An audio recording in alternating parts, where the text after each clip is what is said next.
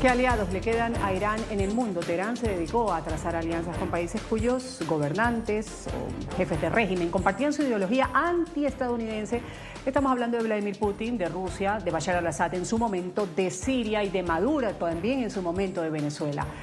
Estas alianzas que están más debilitadas que nunca. Muchos de sus simpatizantes a los que Irán financió han caído, se han ido, como el caso de al-Assad, otros presos, como el caso de Maduro, otros están al borde del colapso con sus propios problemas. Abrimos el debate en ángulo. Además, ¿qué tan debilitadas están las fuerzas militares de Irán tras los bombardeos de Estados Unidos e Israel contra objetivos clave?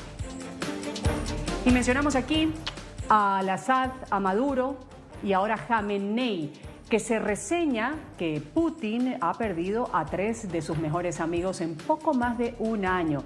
Y sobre Irán hay un informe que advierte sobre una decreciente coordinación de Teherán para efectuar estos ataques indiscriminados y señalan justamente la muerte de los altos mandos entre las razones. Vamos a revisar cómo está la situación hasta el momento.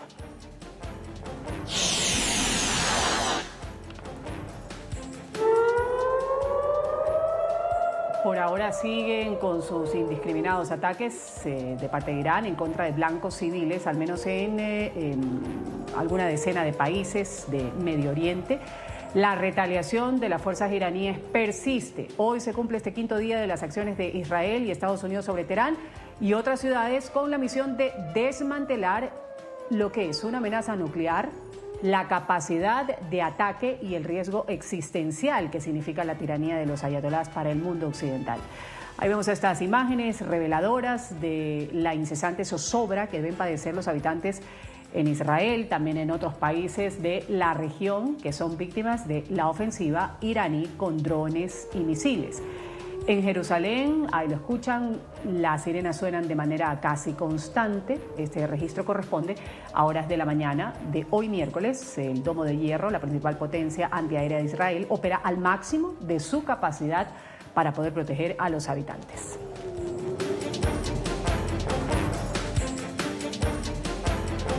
La desmedida reacción del régimen iraní ha golpeado a países vecinos en el Golfo. Ha llegado incluso a territorio de la Unión Europea con ataques que han impactado en la isla de Chipre, en el Mediterráneo.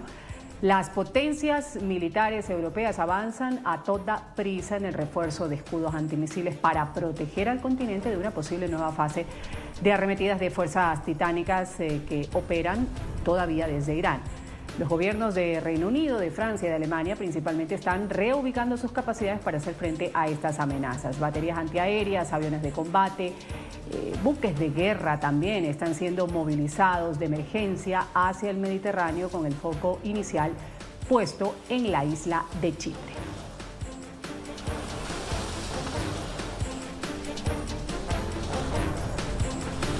Vamos inmediatamente a saludar a quienes integran el panel el día de hoy en Ángulo. En España voy a saludar a Jorge Gómez, oficial de la Armada en Reserva, analista en temas de seguridad internacional y presidente de la compañía privada de inteligencia. Gracias por estar con nosotros, Jorge. Un gusto tenerlo aquí en el programa Ángulo. Muchas gracias, Ruth, de estar con ustedes y con sus televidentes.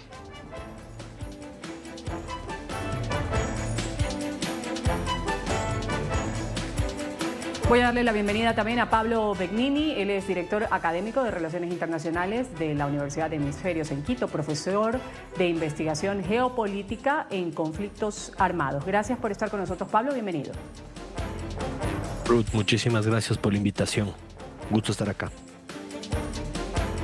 Gracias. Voy a empezar con usted, Pablo. Irán, a criterio suyo, después de lo visto, ¿está perdiendo aliados reales o simplemente se lo ve cambiando estrategia, perfilando nuevas alianzas que quizás puedan ser menos visibles? ¿Cómo lo ve usted, dadas las circunstancias, estos 5 días? Y después vamos a revisar también lo que ha dicho el secretario de Guerra de los Estados Unidos con respecto al tema iraní. Adelante. Ruth, efectivamente, Irán está perdiendo aliados importantes, pero aliados importantes dentro del marco de una retórica de apoyo que quizá nunca se vio evidenciada en la realidad bélica en la que está involucrado ahora mismo.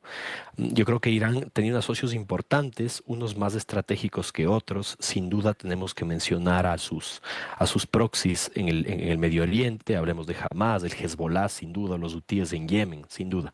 Quizá ellos son los más prácticos en la lista de aliados que poseía y que creo que sigue poseyendo, pero no con las mismas capacidades. Pero sin duda resuenan en el fondo las sombras de las grandes potencias, y me refiero particularmente a China y a Rusia, que ejecutaban ejercicios militares importantes también en el mar de Omán, por ejemplo, por poner un ejemplo nada más.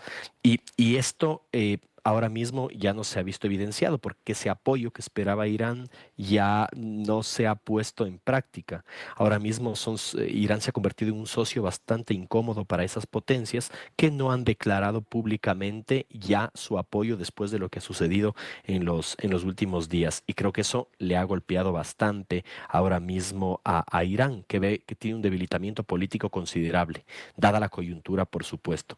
¿Qué se viene inmediatamente? Veamos, hay una reacción puntual de esas potencias, se esperaría, mientras que los grupos beligerantes considerados terroristas puede ser que tengan una reacción, pero no inmediata, ¿no? Recordemos aquí que el terrorismo, al no tener color ni bandera, puede estar presente y no verse, no activarse inmediatamente, ¿no? Sino que aquí las retaliaciones pueden sucederse eventualmente en un par de meses o en un par de años. Y esa es la principal preocupación de las potencias occidentales y, como no, de Estados Unidos e Israel. Gracias por esta primera intervención. Quiero conocer el criterio de Jorge Gómez después de la exposición que hace Pablo. Preguntarle, Irán está perdiendo aliados reales, hablando de Putin, de China, este eje también de la resistencia, ¿cómo se ve hasta el momento? O simplemente está cambiando quizás de estrategia, perfilando alianzas nuevas que podrían dar como resultado algo menos visible. No, yo estoy absolutamente de acuerdo con la intervención de mi compañero. Yo creo que tenemos que atender a que se está produciendo una recomposición del orden mundial. Estados Unidos parece que ha llegado a la conclusión de que era el momento de pegar un puñetazo en la mesa y no le tiembla el pulso a este gobierno de Estados Unidos a la hora de utilizar la fuerza como recurso para ello. Y ante eso es tal la diferencia de potencial militar que tiene Estados Unidos con el resto, que en unos genera incapacidad de defenderse y en otros genera un miedo y una prudencia razonable. Si a eso unimos el potencial de Israel, tanto militar como de inteligencia, nos encontramos en una situación en la que Irán no tiene absolutamente ninguna capacidad de respuesta. Y ninguna es ninguna. Incluso estos ataques indiscriminados irán descomponiéndose, irán debilitándose día a día. Les pongo una cifra. El primer día Irán lanzó 90 misiles contra Israel, ayer 20. Es decir, ¿qué ha ocurrido? Han desmantelado los sistemas de alerta, el servicio el ejército del aire está destruido, la armada está destruida, que eran bases de lanzamiento posibles, destruyen todas las lanzaderas en tierra que detectan, y ahora ocurre algo que es mucho más grave para Irán, que es, al no tener comunicaciones, tienen que actuar aisladamente, sin órdenes, pues no tienen la capacidad de coordinarse entre ellos, con lo cual cada vez que alguien aparezca y sea visible, pues es eliminado. En este escenario, los grupos como, tal como decía mi compañero, los grupos como, no los países como los hutíes, como Hamas, como Hezbollah, pues pueden actuar con acciones terroristas, pero tal y como decía él, estoy de acuerdo, eso requiere de un tiempo y no será un efecto inmediato. En cuanto a lo militar y a los apoyos, China se mantiene en un puesto de prudencia, Rusia protesta, pero muy poquito, y la posición de las grandes potencias o de las potencias como Rusia y China, que podían apoyar a Irán por intereses de todo tipo, pues ahora mismo es no interferir en este golpe que Estados Unidos e Israel están dando a Irán.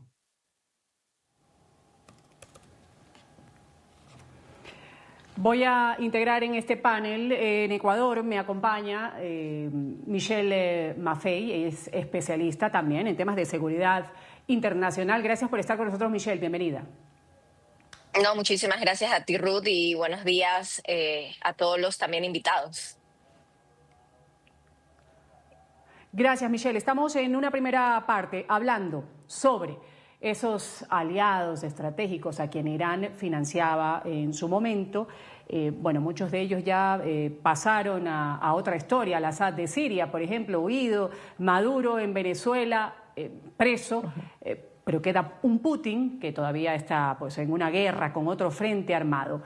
¿Qué decir de Putin, de China? Socios de Irán, aliados circunstanciales, ¿cómo lo ve usted en medio de todo este contexto que se ha dado en las últimas horas y de esta respuesta indiscriminada que tiene Irán sobre algunos países de Oriente Medio? Yo creo que en este momento Irán se está encontrando solo. No hay que olvidar que Irán es básicamente tiene una población chiita como tal, versus el resto de potencias en Medio Oriente como Arabia Saudita, que son sunnis. Y los chiitas tienen una percepción conjunto en Irak, y dudo que Irak se meta en este inconveniente que está sucediendo en la región. Tienen una percepción que el linaje o el liderazgo tiene que provenir directamente de una línea como tal religiosa. Por eso es que se dice que el hijo de Khamenei, que lo asesinaron en uno de los ataques, posiblemente sea el sucesor y el siguiente ayatollah. Que termina siendo mucho más importante de quién es el presidente de turno de Irán, porque el ayatollah es básicamente el líder supremo en el sentido religioso. Ahora, en términos de las alianzas a nivel internacional fuera de la región de Medio Oriente, en Rusia y China saben que no tienen la capacidad bélica para enfrentarse contra Estados Unidos. Donald Trump menciona algo que es real. Estados Unidos es la potencia militar en todos los sentidos a nivel global, bien o mal.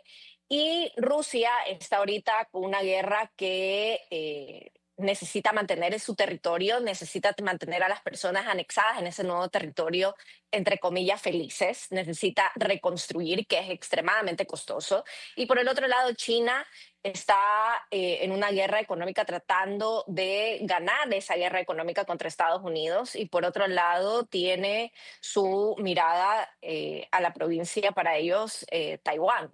Entonces, en este momento China y Rusia son aliados de Irán cuando les conviene.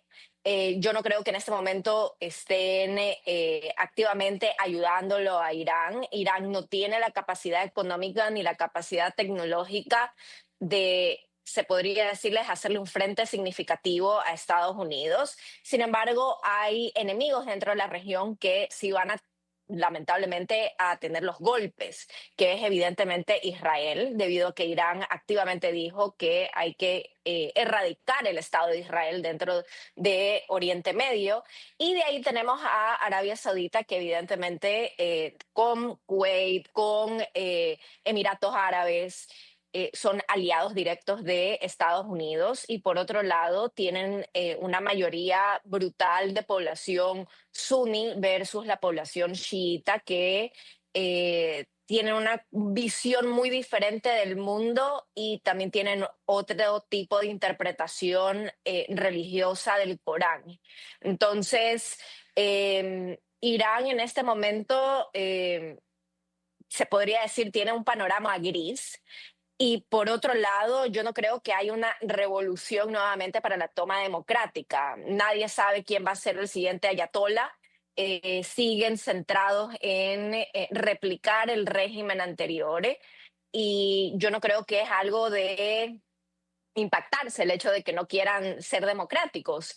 Antes de la revolución iraní, están bajo una dinastía como tal, con el Shah, que era el rey básicamente, y de Ujú, ahí ujú. todo este tiempo han tenido dos ayatolas.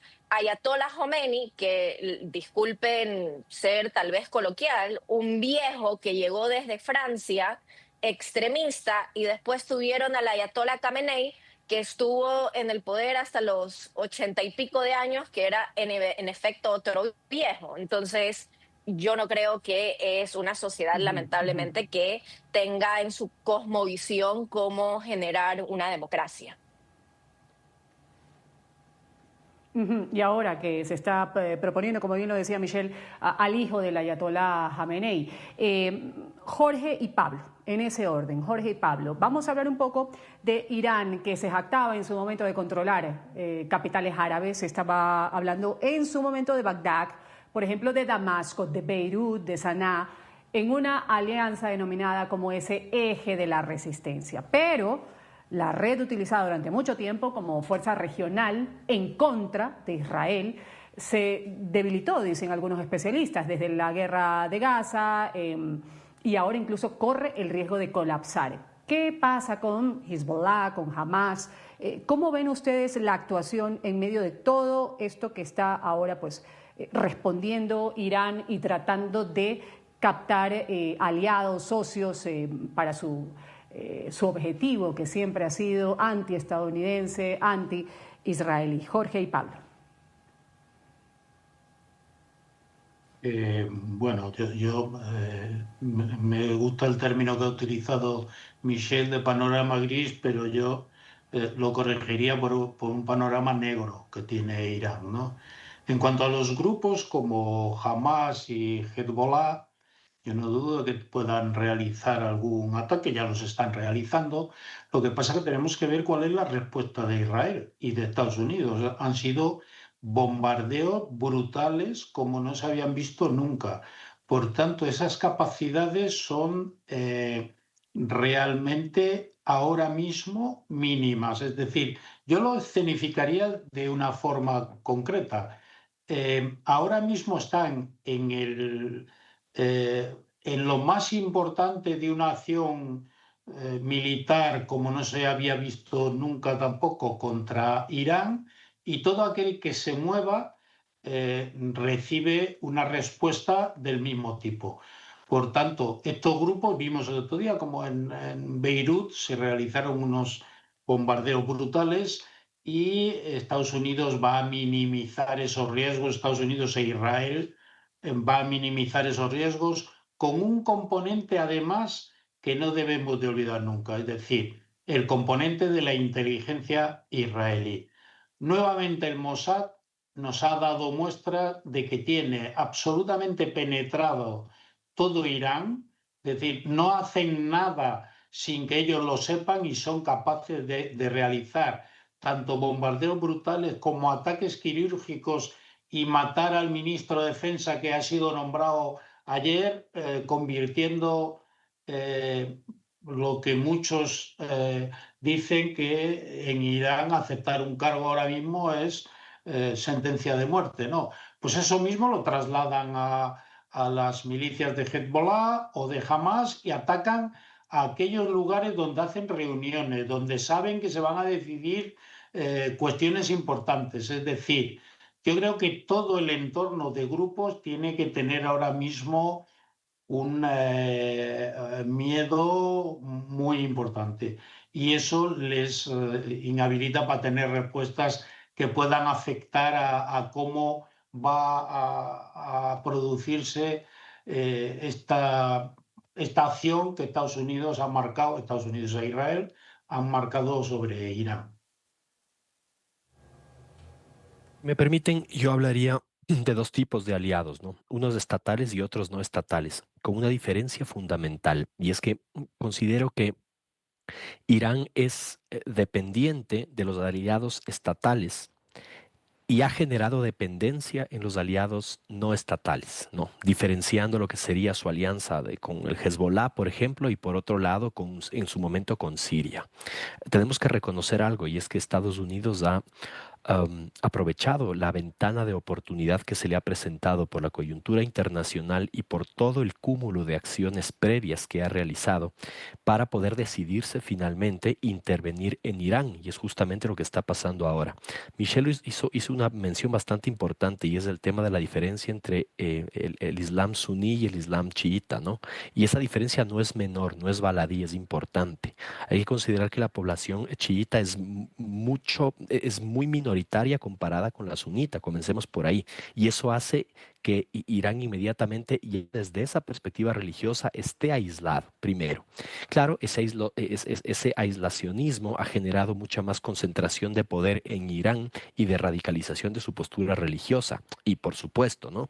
Pero claro, sus aliados directos en términos chiitas están casi que neutralizados. Irak ya cansado, la población chiita en Irak ya cansada después de toda la intervención norteamericana, con una infraestructura militar desmantelada completamente, ya no funciona.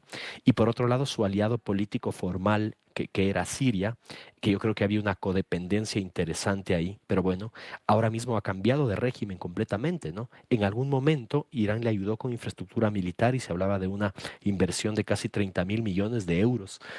Estamos hablando de cifras importantes, ¿no? Pero cifras que nos indican que era más Irán el que ayudaba, esperando que en algún momento ese apoyo se le vea retribuido. Y ahora mismo lo veo imposible porque ha cambiado completamente el régimen en Siria. ¿Qué le queda entonces a Irán? Esos proxies que han generado una importante dependencia del propio Irán, hablemos del Hezbollah, Hamas o de los hutíes, que ahora mismo, como ya hemos dicho, creo que no se van a manifestar directamente por su incapacidad bélica frente a todas las capacidades militares que tienen Estados Unidos e Israel. Entonces, efectivamente coincido, y miren qué curioso que es esto, pero coincidimos en que el panorama es gris o negro inmediatamente para Irán.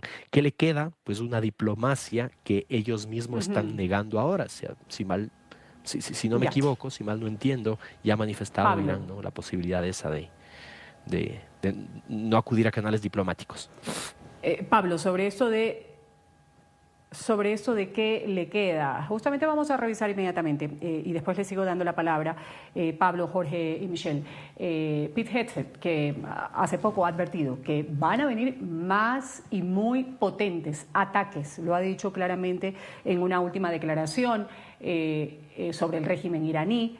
Dice, la capacidad está cada vez más debilitada, así lo afirma Pete Hegseth. La campaña tiene 7 veces más la intensidad de la previa operación de Israel contra Irán durante los 12 días de guerra. 7 veces. Y como mencionó el presidente Donald Trump, más y más grandes y fuertes olas van a venir. Tan solo estamos iniciando. Estamos acelerando, no desacelerando. La capacidad de Irán se está evaporando por hora mientras la fortaleza de Estados Unidos se convierte más temible, más inteligente y completamente más dominante.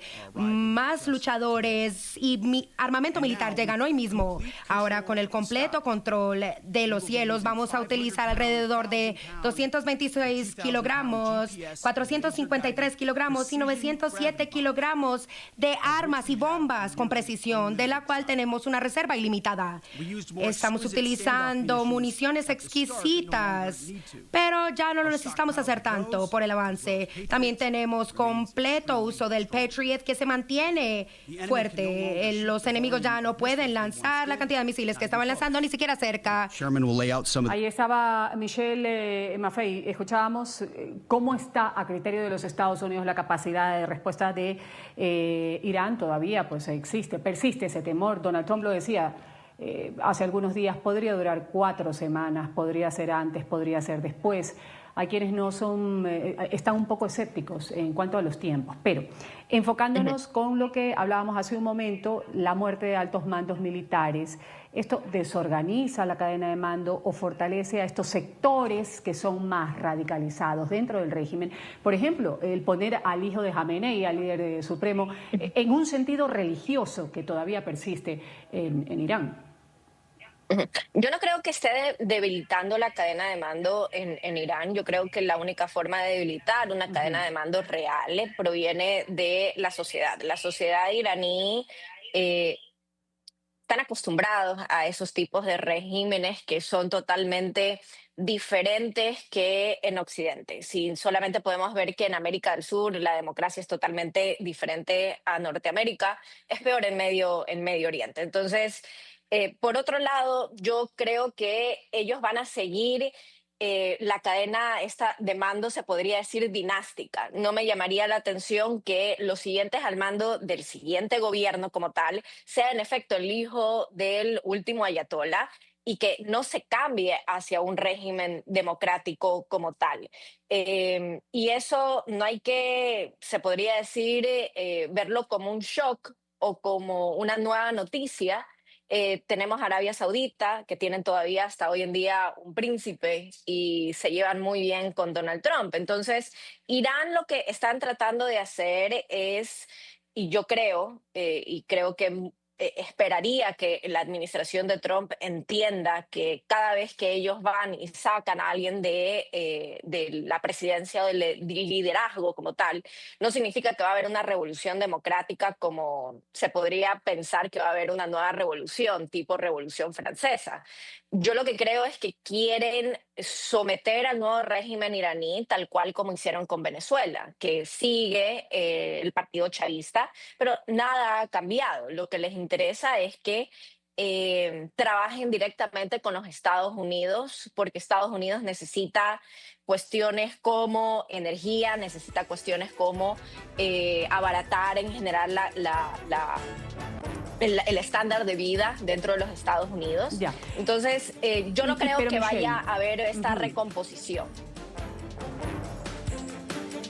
Ahora, pero Michelle, en un régimen teocrático, como se maneja todavía Irán, podemos ver en medio de esta transición, este escenario que usted está citando, comparándolo con Venezuela, ahí no va a haber pues una Delcy con turbante en Irán.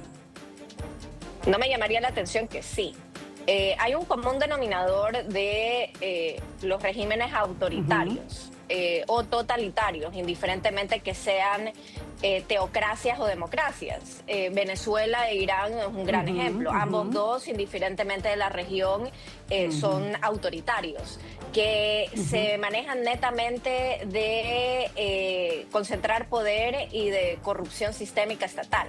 Entonces, si es que los nuevos mandos, indiferentemente que sean totalitarios, trabajan directamente con Estados Unidos, a Estados Unidos no le va a interesar un bledo. Y al fin y al cabo, se podría decir que al mismo tiempo ahí se puede ver un poquito de la cultura política de cada región o de cada civilización. Voy a regresar inmediatamente con el criterio sobre este tema en particular de Jorge Gómez, de Pablo Begnini. Aquí en Ángulo vamos a pagar una pausa comercial, continuamos después y seguimos hablando. ¿Qué tan debilitadas están las fuerzas militares de Irán tras los bombardeos de Estados Unidos e Israel contra cerca de 2.000 objetivos clave? Informe advierte sobre una decreciente coordinación de Teherán para efectuar estos ataques. La muerte de altos mandos está entre las razones. Volvemos enseguida, esto es Ángulo. Seguimos con más del debate en Ángulo. Jorge, Trump, a criterio suyo, ¿quiere una Delcy en Irán como en Venezuela? ¿Sería este un escenario perfecto? ¿Cómo lo ve usted? Sí, yo creo que el objetivo es el mismo. No sé si con una Delcy al estilo Venezuela, porque Irán es muy diferente a Venezuela, pero ahora mismo yo creo que Trump está centrado en destruir. Por un lado, deberíamos de diferenciar, yo creo, las cuestiones políticas, los ataques que hace y quirúrgicos sobre los referentes políticos y los referentes de la Guardia Revolucionaria, el Pasdarán, que estaba catalogado como fuerzas, grupos terroristas por muchos países, y por otro están en una operación puramente militar, que es desmantelar las capacidades militares de Irán. ¿Para qué? Para después mantener el país bajo control y que Israel sea la fuerza más poderosa en la región, que yo creo que ya lo es. Lo que pasa es que Irán sí mantenía capacidades que podían poner en riesgo esto. Entonces, el doble objetivo es: Israel va a tener todo el potencial militar en la zona, va a ser el país más poderoso. Estados Unidos arrastra a sus socios en la zona, y lo lógico es que después venga un control. ¿Cómo va a establecerse el control? Pues creo que poniendo, como en Venezuela, a un hombre-mujer de paja, como es Delcy en Venezuela, y que las cosas sigan igual. La preocupación de Estados Unidos es si el pueblo iraní va a alcanzar la democracia. Yo creo que esos son todo discursos de cara al público que no tienen, que no son el objetivo real. Y una matización: yo creo que Peter Hegseth, cuando habla de debilitar las capacidades de mando, se está refiriendo al mando militar, que ya lo están consiguiendo, es decir, que no sean capaces de responder no es por obra de que haya desaparecido Ali Khamenei, es por obra de que están eliminando las capacidades militares de Irán. La flota está prácticamente eliminada, el espacio aéreo lo domina Estados Unidos e Israel, y eso en términos militares es muy importante. Si dominas el aire, todo lo que se mueva está en riesgo de ser eliminado. Esta es la situación que tenemos ahora. No quiero dejar pasar el criterio de Pablo haciendo estas comparaciones que lo manifestábamos con Michelle, con Jorge. ¿Cuál podría ser este modelo de transición en Irán, que tiene una política en el marco de una república con una ideología islámica? ¿Habrá una Delcy con turbante en medio de lo que sería una transición en Irán? ¿Cómo lo ve usted? Muy brevemente. Bueno, Ruth, no en el estricto sentido de la palabra, ¿no? Ver a una mujer en el poder ahora mismo en una república árabe, islámica y extremista es complicado, si a eso se refiere puntualmente. Sin embargo, creo que ambos modelos son comparables en algunos aspectos y muy disímiles en otros, ¿no? Irán no es Venezuela, su historia no es similar, su geografía no es similar, su posición política no es similar, ¿no? Yo creería que ambas realidades Claro. parten Pablo, del pero principio de que yo citaba, perdón que le interrumpa, Delcy con turbante, pero no por el hecho de que sea físicamente una mujer, sino por alguien que en medio de un proceso de transición sea alguien cercano al ayatolá, en este caso, una persona que se preste con turbante, precisamente por este modelo de ideología islámica en Teherán, para seguir ciertas directrices de los Estados Unidos en un proceso eventual de transición. Por eso era mi acotación de una Delcy con turbante, pero no por el hecho de ser mujer, sino alguien que pertenezca al mismo sistema de ideología islámica.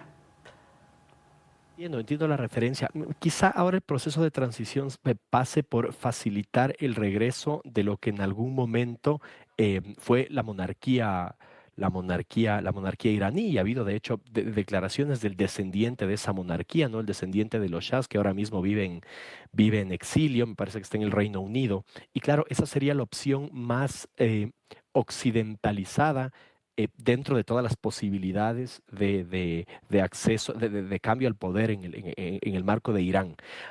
No creo que sea fácil llegar a ella. Yo creo que este conflicto no tiene una solución bélica ni militar. Digo, en el fondo hay procesos políticos que deben realizarse, por supuesto, sin duda, y creo que Estados Unidos está incentivando también la posibilidad de que sea la propia población iraní la que se levante en contra de la autoridad establecida hasta el momento y facilite esa transición. transición, quizá hacia un Irán pro-occidental, ¿no? Y el descendiente del Shah, en este caso, sería quizá la opción más viable. Ahora, que esto suceda a corto plazo, yo no lo veo posible. Creo que ahora mismo el proceso de transición ya tomaría tiempo, pero de por medio estas ventajas militares de las que estamos hablando y la no intervención de cualquiera de los aliados formales y no formales que tiene Irán en este momento.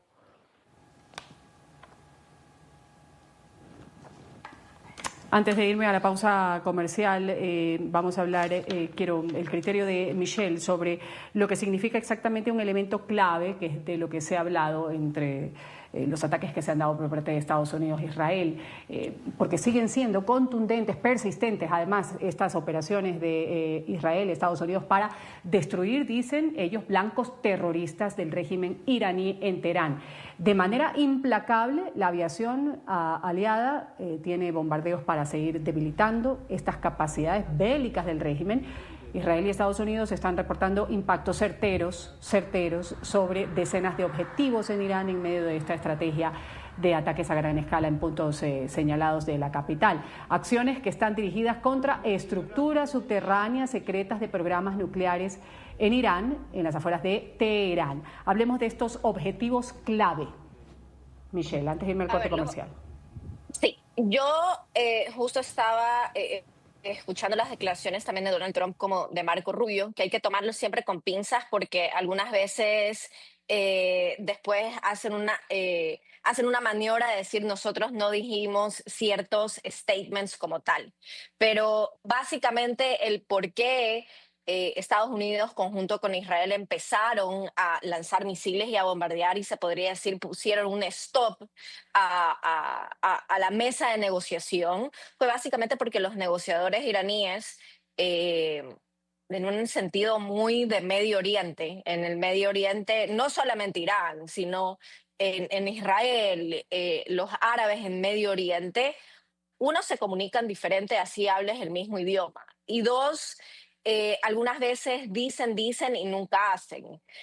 Los negociadores iraníes dijeron que tenían 10 misiles listos para lanzarlos y evidentemente, si se acuerdan, hace meses anteriores, Irán lanzaba misiles a Israel. Otra cuestión es que por el Iron Dome, que es básicamente el sistema antimisiles, no perforaron un grado significativo del territorio de Israel.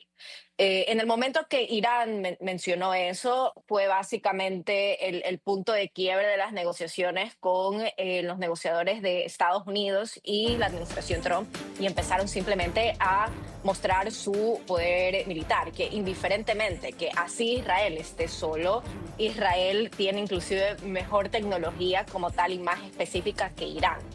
Ahora, en el hecho de que puedan tener un programa nuclear, siempre ha habido esa, se podría decir, esa pregunta, y debido a que Irán está básicamente con múltiples sanciones, pocas noticias de Irán y poco podemos saber en efecto de qué es lo que sucede en Irán.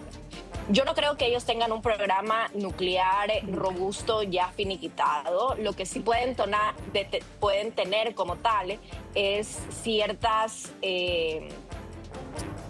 se podría decir, uranios enriquecidos. Y yo creo que ese sería el punto estratégico que están tratando de erradicar. Si no tienen el uranio enriquecido, que eso era como tal el miedo de Estados Unidos, para que puedan construir un programa nuclear robusto, no simplemente 10 misiles. El desarrollo de esas armas nucleares. Exacto. El desarrollo de esas armas nucleares, el uranio enriquecido, no solo que es lo más difícil, va a ser difícil que puedan tener todas estas armas a su disposición. Claro, que es lo que ha dicho Donald Trump, pues pone en riesgo a toda la civilización. Vamos a volver ya con las conclusiones del programa. Luego del corte comercial lo voy a escuchar a Jorge, a Pablo, también con respecto a estos blancos terroristas, puntos clave que ha atacado Estados Unidos e Israel y que continúan en esta lucha en contra de Irán. Volvemos enseguida luego del corte comercial. Esto es AMCO. Presentamos estas imágenes satelitales que muestran los ataques de Israel, Estados Unidos contra el cuartel general del Ayatolá Ali Jamenei, abatido en las operaciones que se realizaron el pasado sábado. El lugar impactado por bombardeos que dieron con la baja de casi toda la cúpula del régimen criminal iraní, con precisión, años de inteligencia también dicen las fuerzas de Israel y de Estados Unidos, se pudo ubicar y destruir estas estructuras. También las imágenes muestran otros sitios en Teherán. Está incluido el complejo judicial, sedes del Ministerio de Inteligencia de la denominada Guardia Revolucionaria Islámica y también los llamados tribunales revolucionarios. Objetivos que se ven así desde el satélite en este quinto día de la Operación Furia Épica. Tiempo de las conclusiones. Me quedaba con la conclusión pendiente la reflexión de Jorge y de Pablo sobre resultados militares concretos de estas operaciones en contra de Irán, o quizá también, como lo decía Michelle en el bloque anterior, lo que podría ser parte de un discurso. ¿Cómo lo ven ustedes? Jorge Gómez, empiezo con usted y luego escucho a Pablo. Bueno, yo creo que los resultados militares son incontestables. El ejército iraní está desmantelado, sus capacidades muy limitadas. Su armada, como decíamos, pues absolutamente desaparecida. Hoy además han anunciado el hundimiento de una fragata por parte de un submarino, la primera vez desde la Segunda Guerra Mundial que se produce un hecho de estos, y con declaraciones que son francamente, a mi modo de ver, aunque estemos hablando de un régimen deplorable, que son pues preocupantes, ¿no? Pete Hegseth ha declarado: un submarino estadounidense hundió un buque de guerra iraní que creía estar a salvo en aguas internacionales. Bueno, preocupante lo que se declara, pero como me preguntaba, la operación militar es un éxito sin paliativos. Tienen capacidad para destrozar absolutamente Irán, tienen capacidad militar, capacidad de inteligencia, pero sí me gustaría un pequeño apunte antes de terminar, Ruth, que es: no debemos de caer en los discursos que nos quieren mandar. Y esto de decir que hace falta que el pueblo iraní se levante, realmente es una estrategia que evitaría, es decir, en las acciones militares se puede atacar desde navíos, desde aviones, se puede atacar a distancia, pero si quieres consolidar el territorio, si quieres dominarlo, tienes que entrar con tropas terrestres. Por tanto, cuando dicen el pueblo iraní se tiene que levantar, lo que están diciendo es que nos hagan nuestro trabajo y así evitaremos la muerte de soldados, si esa fuese una de las opciones, que fuese entrar en el territorio. Por tanto, cuidado con los discursos de propaganda, que los lanzan todos, y en base a ello, ¿qué viene ahora? Pues ahora vienen ya operaciones más quirúrgicas para eliminar todo aquello que le resta a Irán. Jorge. Y las van a llevar a cabo en breve. Gracias, Jorge. Pablo, su conclusión, muy brevemente, que me he quedado sin tiempo ya. Sí, efectivamente, de acuerdo. Creo que ha quedado clara la superioridad militar de los Estados Unidos, de eso no hay duda, y creo que eso se debe mucho a la tecnología que se ha utilizado, ¿no? La capacidad de fuego de fuego aéreo de los Estados Unidos y el control desde satélites que tienen del espacio aéreo, de la información y del espacio aéreo iraní. Creo que eso es fundamental. Queda claro que esas capacidades nucleares de Irán están completamente restringidas. Los norteamericanos ya lo sabían, por algo intervienen y ahora han acabado con esa duda, pero creo que ahora mismo el control del territorio, tanto en términos geográficos como políticos, es una de las prioridades para los Estados Unidos. Y efectivamente eso se hace o con tropas en tierra o efectivamente impulsando a que la población haga ese trabajo y que eventualmente se pueda desmantelar la estructura institucional de los ayatolás. Ese es en el fondo el gran reto que tiene Estados Unidos. Gracias, Pablo. Muchas gracias a quienes han participado en el panel de hoy. En ángulo, con su criterio, su visión, Michelle Maffei. Ella es especialista en seguridad. Gracias, Michelle. Jorge Gómez, también un gusto tener su criterio, oficial de la Armada en reserva, nos ha acompañado desde España. Y Pablo Begnini, él es director académico de Relaciones Internacionales. Gracias a los tres por participar. Me despido, soy Ruth del Salto. Ustedes sigan con la señal del canal internacional NTN 24.